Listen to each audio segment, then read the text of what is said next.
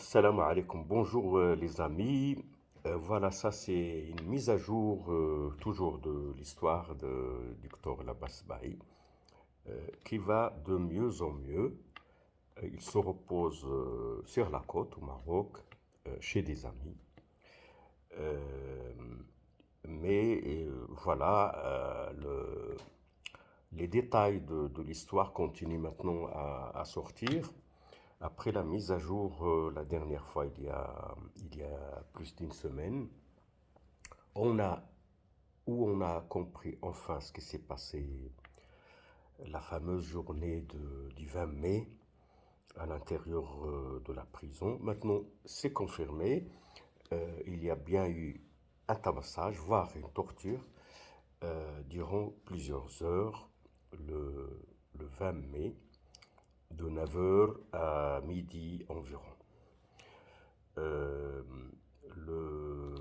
Maintenant, puisqu'il y a ces deux vidéos qui ont eu beaucoup de succès, je remercie au passage les amis, les soutiens, et donc qui ont réagi et qui ont aussi compris euh, à la fois la gravité de ce qui s'est passé et qui attendent maintenant, je dirais, un suivi, et puis surtout que les responsables de ce qui s'est passé répondent de leurs actes. Maintenant, on a un élément nouveau depuis quelques jours. En effet, le docteur Abbas Baï est allé au tribunal de Zagora, donc chez le procureur, euh, pour lui demander si les plaintes qu'il avait émises lors de son séjour en prison au procureur ont eu une suite ou pas. Il voulait savoir si on a bien reçu ces plaintes qu'il avait, au fond, qu'il avait données à la visite du procureur à la prison entre le 20 et le 25, puisqu'on n'en a pas parlé, ni au procès, ni ailleurs. Le frère voulait savoir est-ce qu'on a bien retenu qu'il y a eu les frappes et tout ça. Le procureur était un peu gêné, il lui a dit moi j'ai reçu un rapport de la prison, et ce rapport, le directeur de la prison et son adjoint qui s'occupe au fond de la discipline dans la prison ont plutôt un rapport qui les disculpe au fond, qui dit qu'ils n'ont rien fait de grave, enfin d'illicite et de condamnable, donc, et que le frère a signé ce rapport comme quoi il n'a rien, pas eu de mauvais traitement et tout ça. Le frère a demandé à ce qu'il voit ce rapport, c'est son droit, puisque on dit qu'il a attesté dans ce rapport qu'il n'y a pas eu de mauvais traitement. Il voulait savoir, c'est son droit. Il est revenu le lendemain, finalement, le procureur a donné ce fameux rapport. Et on l'a entre les mains. Bah, c'est une page, euh, disons, manuscrite, signée par le directeur et son adjoint, et où il y a l'empreinte digitale apparemment du docteur. Et ça veut dire qu'il a dit non, il y a eu quelque chose avec un gardien, mais voilà, on s'est réconcilié. Et puis, je suis très content de mon séjour en prison. J'étais bien traité, tout ça. Bref, c'est hallucinant. Alors, le frère, lorsqu'il a lu ce rapport chez le procureur, il a dit non, non, j'ai jamais dit ça, j'ai jamais signé. Ça, c'est pas moi. D'abord, c'est pas mon écriture. Ok, c'est l'écriture des gens de la prison. D'ailleurs, c'est un arabe, je vais dire, d'un niveau très très bas. Il n'y a pas une seule phrase qui est correcte. C'est comme si on a mis un rapport, tac, tac, tac, comme ça. On ne comprend rien. On dit, voilà, le prisonnier tel le matin, le fameux jour là où il a eu les incidents, euh, il n'a pas voulu obtempérer. Il n'a pas répondu à l'inhibitat. À l'appel, déjà l'appel, il ne répond pas. Bah, quelqu'un qui est en grève de la faim, fatigué, voilà, il peut ne pas répondre à l'appel, mais on ne le tabasse pas. Bon. Alors, on l'a pris, on l'a plaqué contre le mur, euh, et il criait, et on l'a dénudé. Enfin bref, ils reconnaissent quand même qu'il y a quelque chose. Enfin, moi j'ai lu le rapport, il est illisible, mais bon. Mais ça montre qu'il y a la panique. Ça veut dire que ce rapport est fait de sorte à, au fond, cacher le crime, à cacher tout ce qu'on a fait de mal. Il fallait faire un rapport.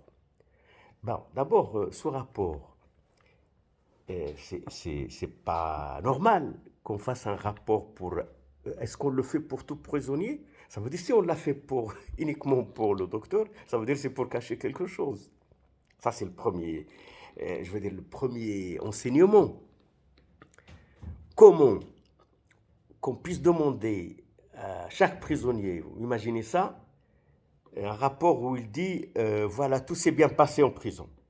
Mais c'est formidable, comme si on veut une attestation.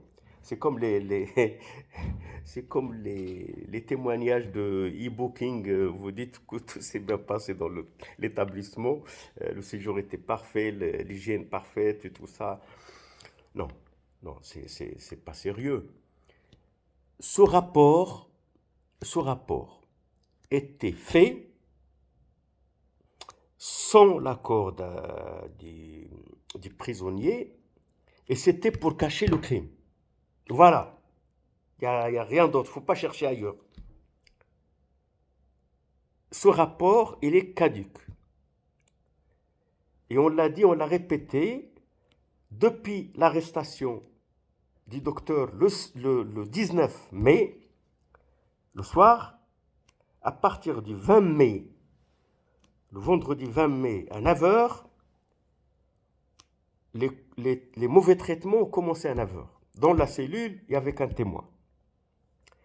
Ils se sont poursuivis 3 heures, d'abord devant ce fameux Aziz, le responsable de débat de la discipline, lui qui fait plier voilà, les prisonniers récalcitrants. Eh bien, messieurs, non. On ne doit pas frapper même un prisonnier qui ne répond pas à l'appel.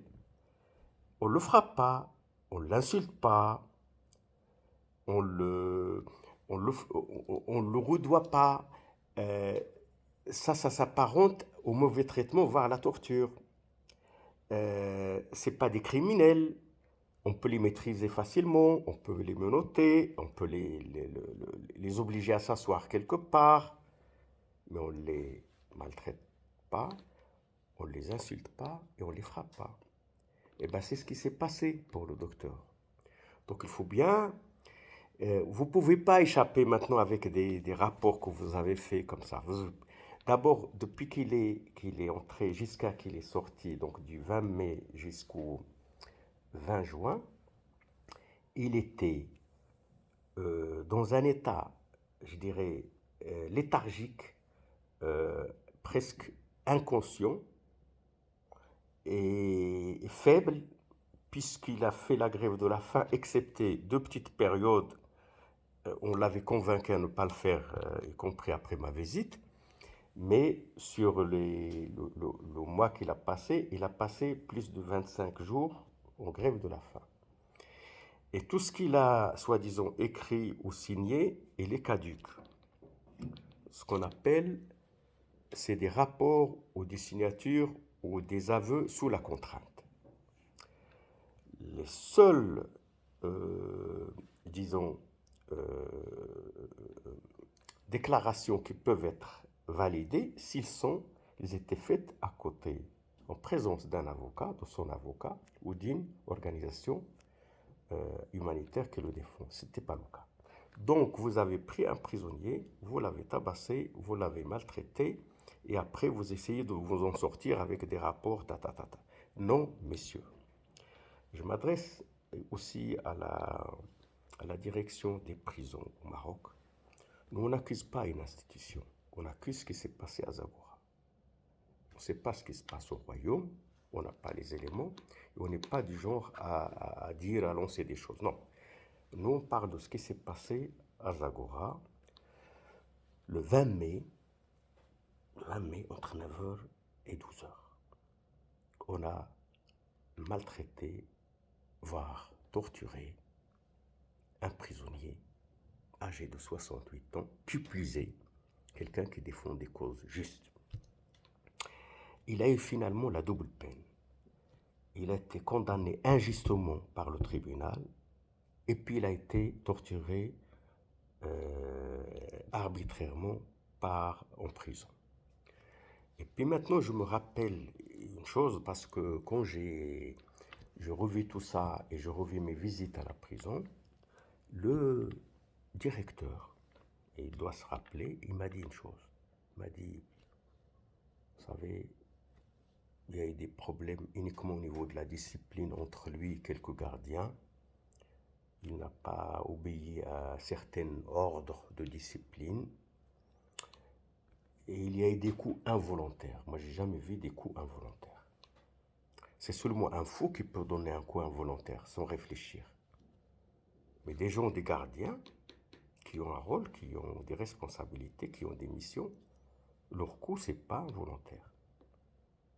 Donc voilà, ça c'est déjà... Et le directeur m'avait dit ça. J'ai lui dit non, il n'y a pas de coup involontaire.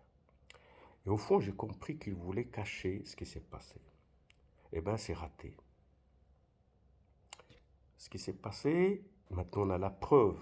Maintenant, vous donnez la preuve par ce rapport qui est une sorte de vous avez travesti la vérité. Travesti, c'est grave pour votre fonction. Vous avez menti. Et vous avez menti à vos supérieurs. Vous avez menti aux prisonniers. Et vous avez exploité l'état faible d'un prisonnier. Ça, c'est très, très grave. Ça, c'est une torture morale. Et vous avez supplié plusieurs fois ce prisonnier à ce qu'il dise du bien de vous. Lui, dans un état faible, comme ça. Et vous venez le voir tous les jours. Et vous m'avez dit même vous, ça. C'est scandaleux. C'est vicieux. C'est pas moral. Et vous continuez à sortir des rapports manigancés comme ça. Ah non, il a signé. D'abord, il n'a rien signé.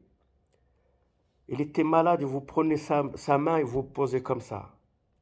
Vous savez que donc un malade ne peut pas signer. On va quelqu'un qui était va tabassé, grève de la faim. Il peut même pas, il peut rien. Et puis vous avez pris le doigt comme ça. Ça c'est des méthodes. Ça non. Vous pouvez pas nous tromper comme ça.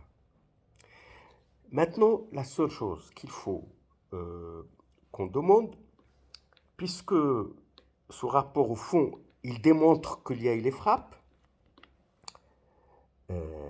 puisque vous reconnaissez à demi-mot qu'il y a eu des problèmes entre lui et le gardien, les gardiens, ça veut dire, ouais, c'est un combat inégal. Donc, un homme de 68 ans, menotté, il va se battre avec 3 ou 4 gardiens, des jeunes comme ça de, je sais pas, 20, 30 ans. Non, c'est pas sérieux.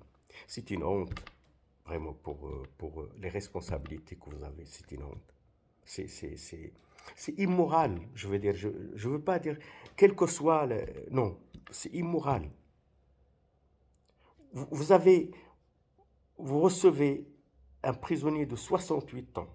Et tout le monde sait à Zagora, ce docteur-là, il défend des causes justes, y compris celle de ce Aziz.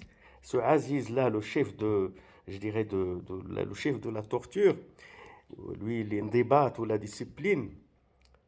Ce Aziz, il fait partie de ces tribus que défend Abbas. Les gens qui sont venus par groupe comme ça, de Hamid, de Zagora, de tout, ils font partie de... Lui, il fait partie de leur ethnie. Qu'est-ce qu'il va leur dire? Et c'est lui qui va se charger de le frapper, de le torturer ou de diriger la... Non, c'est scandaleux. Alors, tout ce qu'on veut dire, maintenant, vous nous avez conforté de ce qu'on a dit avant. Ça veut dire qu'on va aller de l'avant. On va saisir, bien sûr, les instances du pays pour parer à ça.